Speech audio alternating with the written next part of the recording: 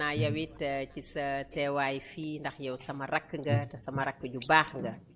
nit ku am kóllëre nga nit ku mën sa nit nga te nit ku mën a jàpp ci sa nit nga te man jàpp naa la bu baax parce que d'abord au-delà de même bu ma weesoo sax man fi nga ma teg ak cofeel gi nga am ci man ak taxawaay bi ngay taxaw ci sama liggéey dama déjà apprécier bu baax liggéey bu rëy bi nga xam ne liggéey nga ko ci Aziz Dabala bi mu génnee àdduna taxawaay bi nga taxawu njabootam taxawaay bi nga taxawu famille bi jàppale gi nga leen jàppale ba vraiment lu ci bëri tey jii bu taxawee rek ci famille boobu gannaaw yàlla defe naa ni yow bokk nga ci acteurs yi ko def te loolu du lu ndaw récemment ki nga xamante ni nii dañ ko génne këram parce que moi je suis tout ce qui se passe liggéey bu rafet bi nga ci liggéey ba vraiment tey jii mu am cagnotte bu am solo boobu ba fas yéene jënd beneen kër ak yeneen taxawaay yi ngay am loolu mooy réseaux sociaux loolu la réseaux sociaux di jariñ pour rejoindre li Bara waxoon sànq te loolu nekk na liggéey bu rafet boo xam ne yaa ngi koy liggéey à distance voilà pour le Sénégal pour l'Afrique pour les Africains pour les Sénégalais et c'est pour ça que vraiment aussi vraiment tu mérites qu'on te félicite et t'encourage moo waral tey bi may def lii ma ne Kali il faut mu bokk ci famille bi pour ma témoigner na sama affection sama reconnaissance waaye sama wet mais jërëjëf waaye ci réew mi ci léeg-léeg ni ngay jàppee ci yenn voilà yenn mbir yi léegi da ngay wàññi tuuti rek xuloo bi ndax xam nga deretu alpulaar bi dafa fort quoi inshallah kontaan naa si dalal bi waaw Haalpulaar ak jeunesse fugu jeunesse bi rek ak banlieusard bi loolu rek la mais ñu ngi jéggalu vraiment bu dee gis ngeen ay inconvénients waaw ñu ngi siy tuub bu baax jërëjëf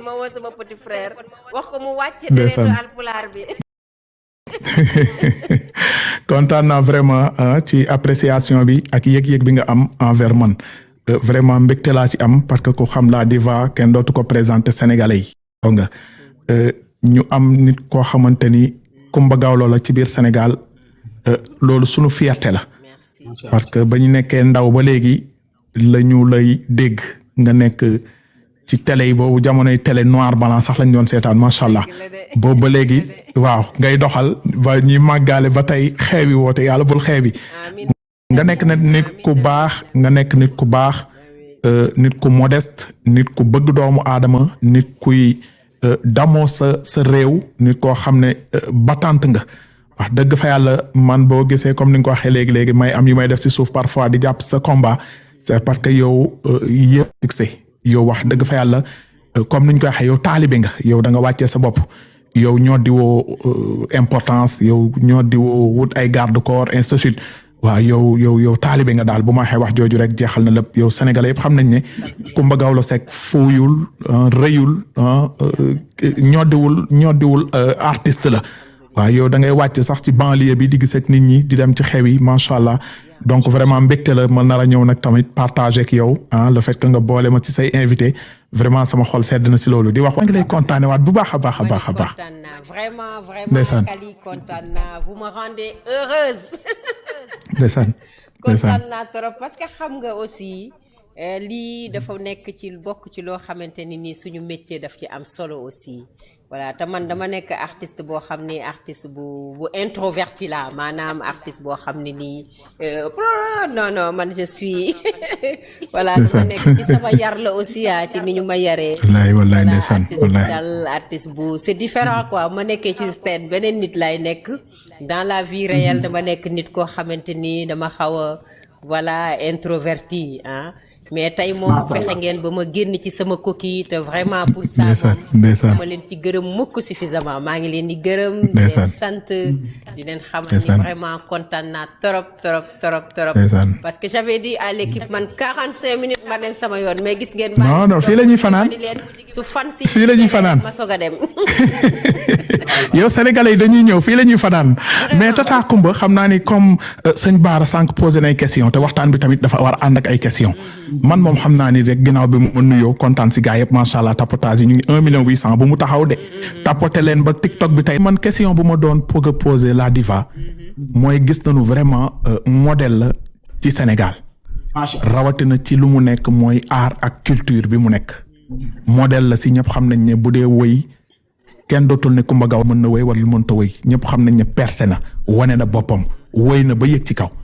donc tey la diva Coumba Gawlo Seck xale yu bëri muy ay góor ak ay jigéen danoo nekk Sénégal ñoom it commencé dugg ci art bi yow tey ban message ngay lancé xale yooyu nga xam ne góor lañu ak ay jigéen nga xam ne ñii ay fecckat la ñu bëgg doon ñii ay woykat ñii ay tëggkat ban message pour ñu mën a egg tey fi nga egg macha allah parce que nga wax ko ñàkk ko wax am na foo egg macha allah ban message nga leen di wax. posé nga question bu am solo boo xam ne message wala conseil bi nga xam ne war naa ko mën a jox la nouvelle génération wala ñi nga xamante ni nii ñooy def musique wala ñuy fecc wala ñu dugg ci art c'est bien ça la question n'est-ce pas hein? Voilà n'est-ce pas Kali loolu moo nekkoon laaj bi ah.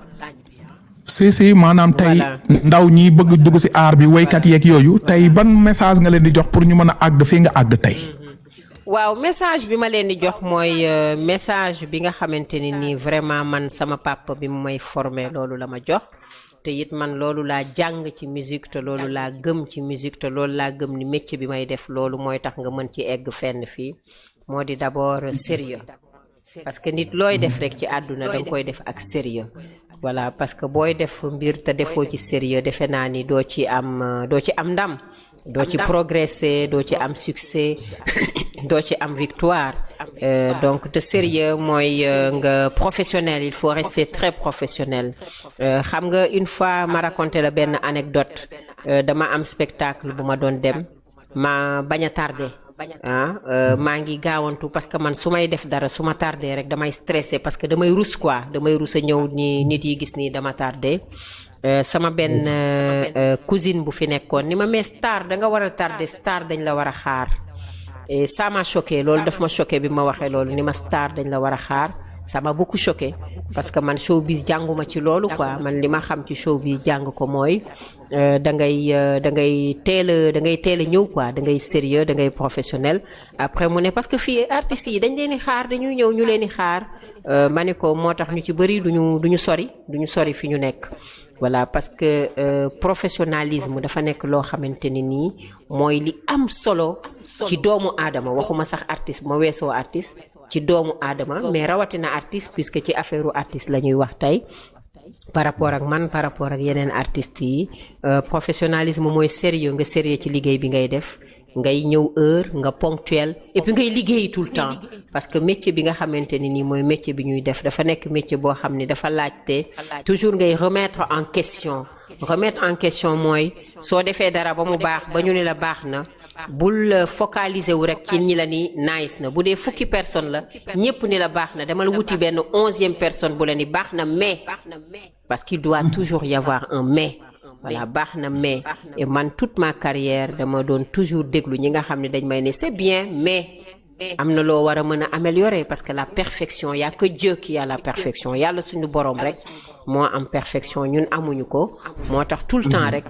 damay fexe di remettre en question parce que pour man c'est très important loolu benn conseil bu ma leen di jox la déjà beneen bi aussi ñu xam ne musique boo ci nekkee toujours da nga war a liggéey war a déglu yeneen sonorité war a am exigence et qualité musicale professionnelle parce que c'est très important voilà tous les jours ngay di déglu leneen di gis leneen di xool leneen et puis sa bët gën a sori feneen aussi pour découvrir autre chose très important nga am discipline voilà discipline aussi nekk na Kali loo xamante ni nii dina aider artiste si léegi man Tata dafa am benn question boo xam ne waaw du sax question maanaam damay remonter un peu le temps d'accord il y a je vais dire il y a 10 ans ou 20 ans tu as su regrouper la crème de la musique africaine. Je vais en citer seulement 3. Papa Youssou Ndour, Lokowa Kanza, merci Ismaël Lô, Papa Wemba, Alpha Blondy. La liste est longue et exhaustive. loolu su ma la ko waxee sax yéen ñii seetaan seen xel dafay dem ci action engagement humanitaire. su ma leen waxee nga leen am na benn guerre bi fi amoon bu metti woon loolu bu ñu nekkee xale muy entre le nord et le sud yaa booy nga jël risque boo xam ne man mii de su ma bokkoon ak yow génération du ma ko def te góor laa muy en pleine guerre Congo nga ñëw déplacé wu nga ñëw def concert pour la paix au fait c'est man sa discographie loolu moo ma ci gën a impressionné mooy maanaam tu as été nommée ambassadrice partout dans le monde tu as eu des reconnaissances partout dans le monde mais tout le temps yaa ngi jiital xale yi ak jigéen ñi sama question mooy pourquoi ce choix les enfants démunis et les femmes. Merci beaucoup Pascal question bu am solo la léegi nag affaire bi moom il faut aussi muy am musique parce que tout à l'heure Kali a eu la bonne idée de mettre de la musique moo tax Kaliphone yow laa dénk volet discothèque internationale bi parce qu'apparemment toi tu es bien équipé yow laa ko dénk voilà donc tout à l'heure dinaa la wax avec plaisir préparer l'album Gawlo donc comme ça à chaque fois naa la wax morceau bi nga xam ni moom la ñu def benn extrait ambiance bu ndaw rek commencer ban ci Gawlo voilà Ndiadiane Ndiaye dans l'album Gawlo sorti récemment d'accord comme ça dinañ ci teg tout à l'heure benn ambiance pour décompresser d'accord quelques minutes rek d'accord dinaa ko gérer avec plaisir voilà inchallah Pascal question boobu pertinent la voilà sama engagement soo ko gisee loolu li ko waral pour man lu bari la parce que man dama gëm ne musique mooy yoon wi nga xamante ni nii ci la ñuy jaar pour changer société bi musique mooy yoon wi nga xamante ni nii ci la ñuy jaar pour waxtaan ak doomu aadama yi musique mooy yoon wi nga xamante ni nii ci la ñuy jaar pour vraiment développer culturellement une société parce que la culture est un excellent levier de communication xam nga am réew bu fekkente ni aada ak cosaan amu fa impact rek réew moomu dafay suux te aada ak cosaan faut pas rek ñu jëlee ko fecc ak way loolu du aada rek ak cosaan aada ak cosaan moo gën a sori fecc ak way moo gën a yaatu fecc ak way ndax tey jii baax bi nga xamante ni nii ñi ngi koy wayal ñu naan mbaax ñi ngi koy wayal nit di ko jàngal ci xewam muy xale bu góor bi ñuy xarfal wala jigéen jii di sëy ñu di ko muur di ko wayal mbaax di ca boole lépp luy ànd ak mbaax ga muy gënd yi ñuy dëbb muy dugub dañ ko naan tibb ko muy ceeb bañ ko naan tibb ko muy ndox ma ñuy jël di ko wis ak way ya koy àndal di ko accompagner sër yañ koy muur aada ak cosaan la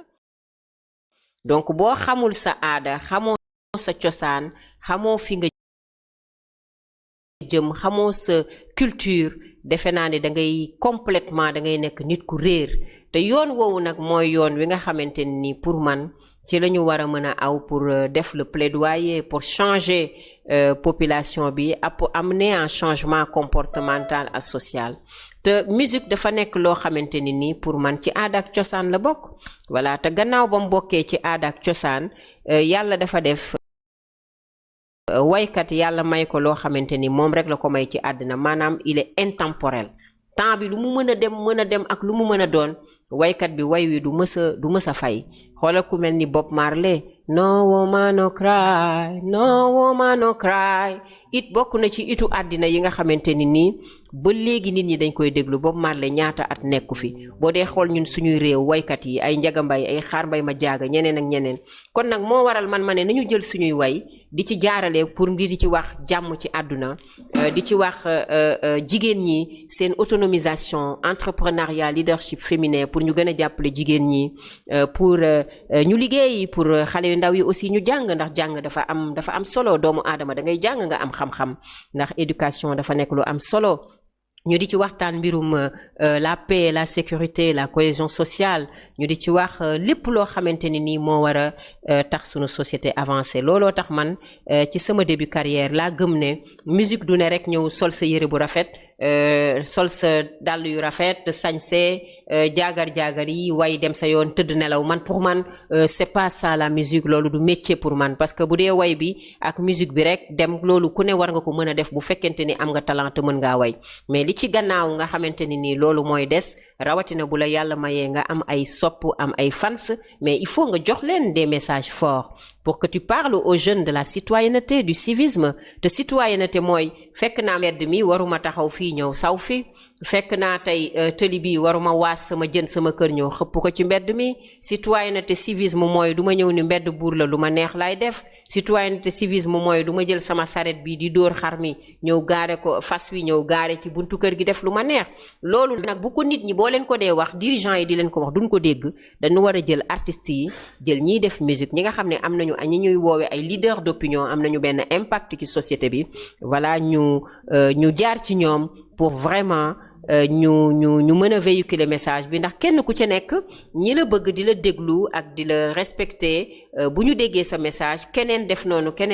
defe naa dinañu dem ba fédérer toute la population pour vraiment développer suñu continent parce que ñun rek ñoo ko mën a développer et le monde ne peut pas se faire parce que sans la culture voilà donc culture dafa nekk lu am solo. Anna mbir mi neex na lool lii est-ce que du concert virtuel boo xam ne ni duñ gisante mais ñu ngi concert parce que dafa ànd ak ay wéy ak ay question yu am important. Californie laaj na la laajte yu am solo mais Pascal moom dafa mel ni daf la topp. Xam nga Pascal c'est un produit du showbiz moom. waaw xam nga Bara it moom no stress la. man dafa am lu ma la bëgg a laaj. lu personnel na nag. mooy ne ban sacrifice nga def yow. ba am succès bi nga am. ci sa musique. maanaam ban sacrifice personnel mu leer la ne lii daf la waroon yow. en tant que gawla daf la war en tant que jigéen daf la war en tant que nga romb lépp sacrifice ko. ba mën a am succès bii nga xam ne du luñ la tappale. du luñ la dëbb-dëbbal loo mérito la te ña la koy jox rusuñ la ragaluñ den ko teg par mérite nga ne ñankaas ba yéeg ci kaw yow doomi Alaaji Ablaye Seck bii ban sacrifice personnel nga def ba jot loolu benn ci juróomi question yi ma indi te juróom nga andi nag sama sëriñ 10 la woon mais comme dama tardé ma wàññi 5 yi. waaw xam nga sacrifice moom. non Bara damay siif 5 man damay siif 5. mën naa ni sacrifice yi sama sëriñ bëri na ndax xam nga man boo dee xool man aw ma enfance quoi fowuma quoi voilà fowuma man xaw ma sax luy fo d'ailleurs moo tax bu ngeen dee seetlu samay image je suis toujours sérieuse voilà parce que nit ki li ñu la mooñee bi ngay xale même soo demee ba bëgg ko changer dafay nekk lu naturel mënoo ko changer voilà parce que doo ko tay en fait dafa mel ni lu ñu la piqûre loo xamante ni même boo bëggee génn sax gamme bi doo mën a génn gamme bi dafay am loo xam ni psychologiquement wala lu nekk ci yow loo xam moo lay delloo si waat ne la dellu si waatal fii mooy sa place fii mooy sa cër donc defe naa ni loolu mën naa ni bokk na ci sacrifice yi nga xam ni sama àdduna def naa ko parce que fowuma lu bëri quoi je peux dire que presque fowuma voilà fowuma su may fàttaliku yenn moment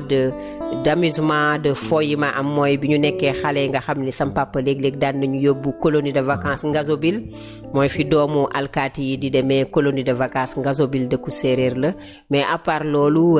man fàttaliku ma lu bëri loo xamante ni fona parce que sama papa déjà su ma saan fekk sax ay nit toog mu fekk ma toog ñuy wax di reetaan bu ma reetaanee ci kaw sax daf may puni voilà daf may puni ni ma jigéen du reetaan di xàqataay voilà jigéen du reetaan di xàqataay lan moo tax ngay reetaan di xàqataay ñuy dégg sa baat ngay reetaan di xàqataay donc loolu bokk na ci exigence rigueur yaru sama papa jigéen buy reetaan day xool ni muy reetaanee et puis doo folu bëri quoi parce que da ngay liggéey 14 ans laa commencé liggéey di animer ay spectacle pour am xaalis fay luwaas suñu kër pour am xaalis joxe dépense pour am xaalis jàppale sumay rakk ñu jàng parce que maay taawu sama yaay donc man bu nit yi di xalaat fo bi man maa ngi doon xalaat fan laa mën a liggéeyee am xaalis pour que sama famille mën ci génn quoi parce que boo fayul luwaas bi dañu leen di génne et puis 18 ans yàlla def suma parents yi séparé wu donc ma gën a am responsabilité parce que 7 frères et sœurs ñoom ñëpp ay góor lañu man maa ciy jigéen donc léeg-léeg da ngay sol tuba yu góor pour defanteeg ñoom pour ñu jaar ci benn yoon bi quoi voilà pour ñu bañ a jàdd et puis teel a am responsabilité boobu aussi à l'âge de 18 ans ce qui fait que toute ma vie vraiment mën naa ni loolu bokk na ci sacrifice yi nga xamante ni nii man sama sëriñ loolu laa def pour vraiment bañ a am ay moment de détente quoi parce que doo ko sax tal en fait parce que sa préoccupation leneen la loolu nag daf lay topp ba léegi ci sa àddina ba léeg-léeg boo bëggee sax bàyyeeku da ngay automatiquement sa bopp dafa am lu ciy nekk naan sañoo ko mënoo ko parce que tu peux pas faire ça voilà rawatina léegi bi nga amee benn tour wër àdduna jigéen ñu bëri def la peut-être seen rôle modèle di la xool ci yow même buy metti tu dois voilà prendre sur toi donc mën naa ni loolu bokk na ci vraiment sacrifice yi nga xam ni def naa ko sama voilà ci sama àddina voilà. macha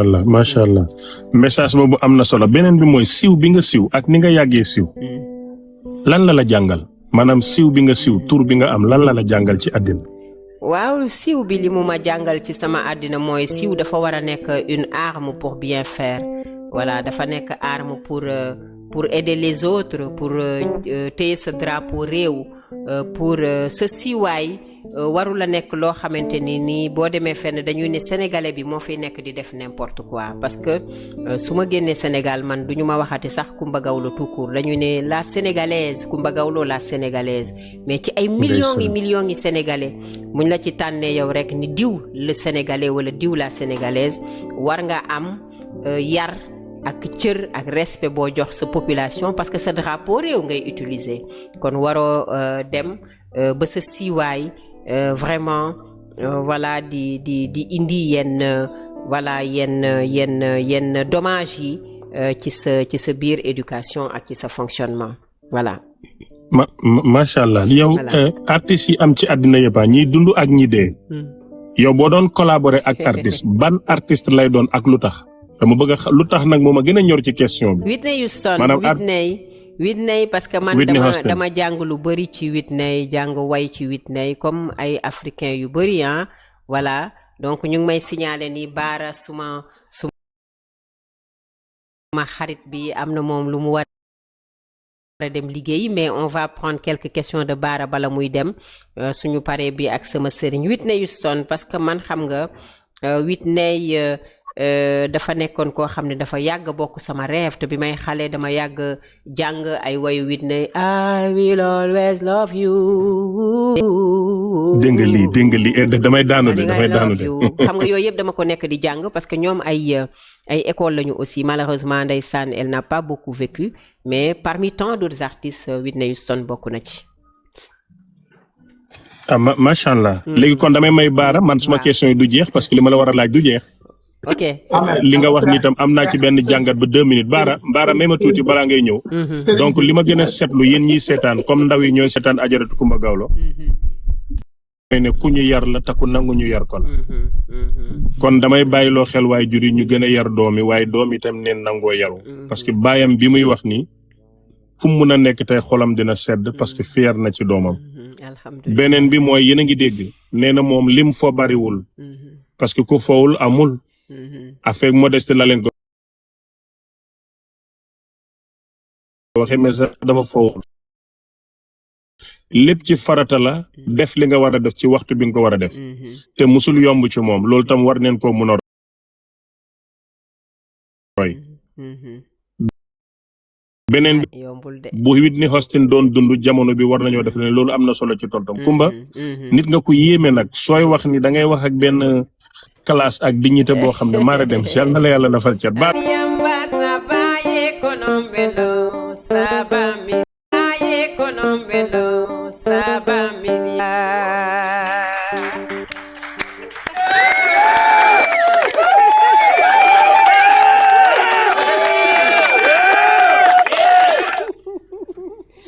donc macha allah yaakaar naa ni tarkala ba léegi mu ngi baax xam naa ni daal macha allah man daal ma bàyyi sëñ Baara ak sëñ Ngaaka yi macha allah comme ça ñoom la ñu kii rek après bu ko defee man du nandite kii Ngaaka la léegi man xam nga ma bëgg neex yi ma la fi wayal dama bëgg yàgg sama sëriñ bi nag ngeen mel ni ci rek soow sëñ bi Ngaaka la déedéet du Ngaaka baal sama sëriñ xam nga ma ab taali bi ngay wax naa ko sama sëriñ baa ñes da lay isaab de yàlla baax na vraiment man li ma bëgg mooy bis ni ki tey yow sama rakk nga moom sama sëriñ la sama xarit la te live bu neex bi dama bëgg tout le temps weer wu jot ñu di ko def désormais yéenay ñëw sax nekk ci inchallah bu neexee yàlla inchallah je vais amener Yemi Alade je vais amener tous les chanteurs africains ñu dugg ci live bi te yéenay ñëw nekk modérateurs yi di ci bokk di ci avec plaisir léegi nag moo inchallah tax dama bëgg nag yaa ngi sama sëriñ bi ngeen fumer le calumet de la paix inchallah loolu may nañ la ko inchallah man loolu laa bëgg ngeen fumer le calumet de la paix loolu man may naa la loolu man loolu mooy am naa nag yal na la yàlla fay loolu mooy am yow da nga baax loo bëgg rek ndeysaan voilà loolu masha Allah yow référence nga nit ku baax nga loo ñaan nit may la ko yow man may naa la laa loolu bëgg nag gannaaw may nga ma ko daal sàll ngaari lam tooro kontaan naa lool sagal nga ma te loolu laa bëgg bu ko defee ndax xam nga problème bi mooy man bu ma nekkee entre vous ngeen di xuloo day metti ci man waaw dëgg la loolu moom dëgg la moom doo nekk à l'aise di reetaan di këlante comme ça Sénégal jëm kanam du noonu sama sëriñ inchallah noonu la voilà loolu laa bëgg ba may nga ko may nga ko lu mu bëggoon nag waa noonu la garaawul yàlla baax na ma ko kontaan naa ci bu ko defee à partir de demain ngeen dellu di waxtaan di demlante di dikkalante dina amul solo kali léppay jeex inshallah mais bu ma ko may loolu bu ma ko léegi sister dama la bëgg a jël fii bu ma ko may loolu tamit combat la 11 bi dañ koy annuler loolu moom na ko signé fii parce que yow jigéen nga te da ngay ànd ak jigéen ñi dafa am combat bu mu ne day organiser waaw ok kon baax na combat la 11 annulé ok merci beaucoup moom suñu sëriñ la waaw kon mu jeex ok jàmm dellu soir si ñëpp inshallah yow fi nga bokk waroo faa bokk di topp kenn yow dangaa war di yërëmaane du dëgg ndax yow waa kër Baye Niass nga man bët boobu laa lay xoole te cër boobu laa la jox du dëgg moo tax ma bëgg nga di ñu may loolu xam ne yow ñii léeg-léeg taalibe yi dañuy tooj dégg nga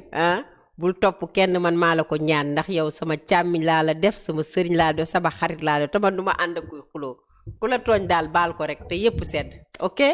loolu daal laay ñaan cër boobu laay ñaan ana sama sëriñ yaa ngi may dégg maa ngi lay dégg bu baax a baax voilà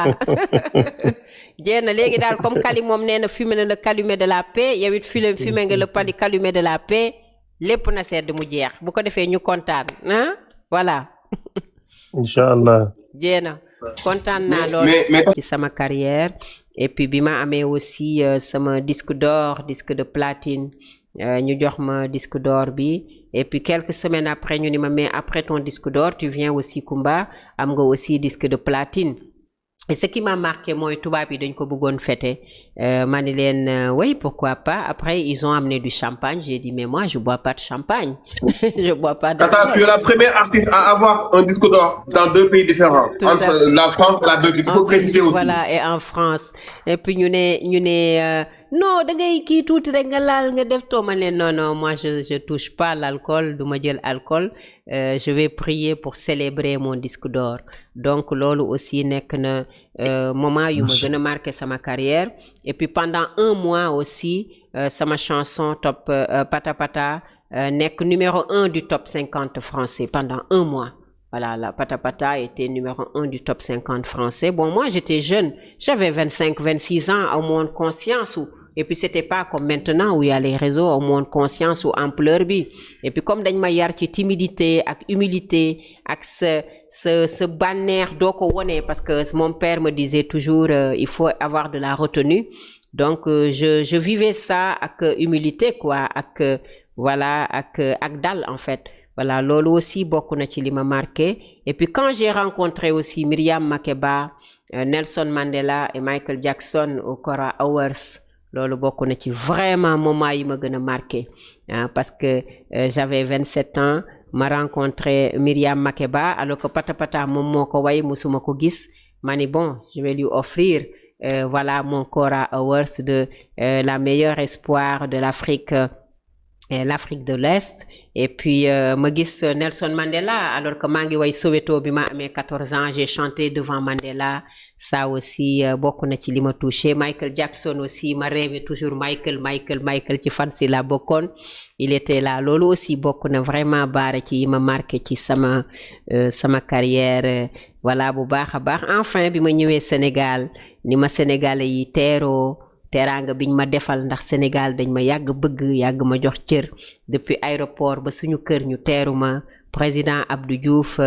sargal ma, élevé ma au grade de chevalier de l'ordre du Lion alors que j'avais que 27 ans mu décoré ma jox ma cette ultime décoration